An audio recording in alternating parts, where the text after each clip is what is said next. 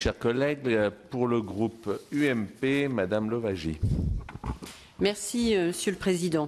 Je crois que la question des licenciements et des plans sociaux est un sujet grave, un sujet qui préoccupe les Français, qui nous préoccupe tous. Et là, sur ce point de vue, je rejoins tout à fait Monsieur Chassaigne. Mais pour autant, je pense qu'il faut être très vigilant sur les annonces ou sur des idées révolutionnaires en apparence qui pourraient être désastreuses sur le terrain. Je crois que ce qui est impératif, c'est de renforcer l'anticipation des plans sociaux et de pouvoir intervenir au préalable. L'ANI qui a été retenu dans le projet de loi, qui est intervenu dans le cadre de la flexibilité du travail, a renforcé le rôle des directs. Et ça, je crois que c'est une mesure intéressante. Il nous faut à ce stade la laisser se mettre en place avant de prendre des mesures péremptoires comme celles que vous proposez. Et là, je rejoins les propos du Président qui indiquait que ce texte, finalement, percuté, le mot est fort, mais il convient tout à fait, la loi flexibilité du travail sur laquelle on vient de discuter. Et là, nous sommes complètement en situation différente.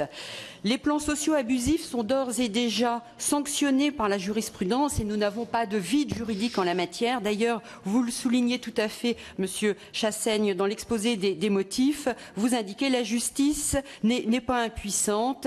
Voilà, je crois que c'est bien de le souligner. Cette proposition de loi qui vise à interdire les licenciements dits boursiers, je pense qu'on peut s'interroger sur la notion juridique. Existe-t-il une définition aujourd'hui juridique de ces licenciements boursiers? Vous indiquez sans ambiguïté, et vous le dites, que l'article 1 va donner une définition de ces licenciements boursiers. Je reste perplexe. Alors, plus grave, vous en profitez dans cette proposition de loi pour introduire de manière audacieuse et insidieuse, je dirais, la suppression du dispositif de rupture conventionnelle qui finalement n'a rien à voir avec les licenciements boursiers. Au niveau économique, le principe de cette PPL repose sur une vision de l'économie de marché totalement erronée. Mettre en place un système coercitif, ce serait véritablement contraire à une démarche économique, car pour produire, une entreprise a besoin de salariés et a également besoin de moyens de production.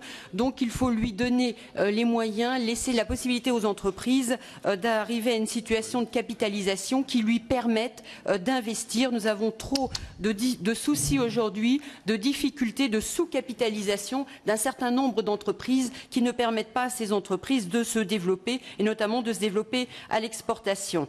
L'investissement dans une entreprise, c'est un risque et ce risque doit être rémunéré à juste titre.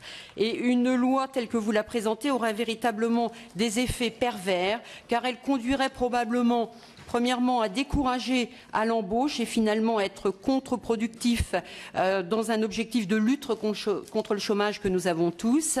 Deuxièmement, ça contribuerait à favoriser une économie moins performante en préservant des emplois peu rentables. Et je réagis sur l'article 2 que vous retenez où vous donnez une définition en enlevant, je dirais, les licenciements avec la nature cause réelle et sérieuse à toute entreprise qui aurait constitué des réserves ou réalisé un résultat net positif au cours des 2 derniers exercices comptables. Je pense que c'est une vision très restrictive de la situation économique.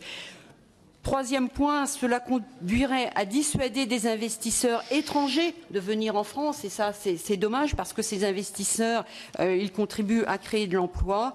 Et quatrièmement, cela ne pourrait que favoriser des entreprises françaises à avoir des choix d'implantation à l'étranger, c'est-à-dire de partir produire à l'extérieur. Je crois que cette PPL, elle revient à nier la réalité économique et à compromettre l'efficacité économique de nos entreprises.